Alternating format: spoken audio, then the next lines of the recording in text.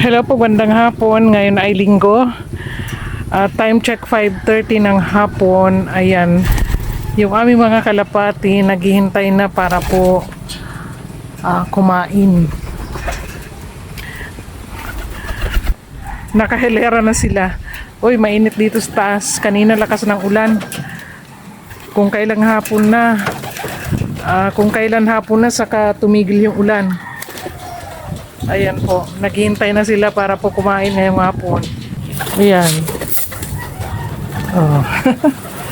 Oh, ayan na sila. Kakatuwa, ang dami. Pero parang kulang pa nga eh. Wala pa yung iba. Baka namamasyal. Kanina po lakas ng ulan kaya ngayon na ako umakyat. Tamang-tama oras na ng kanilang pagkain. So, ayan po yung aming mga kalapati. Ang dami na. Yung iba dyan, hindi sa amin, dumarayo lang. Okay lang. At least kumakain sila.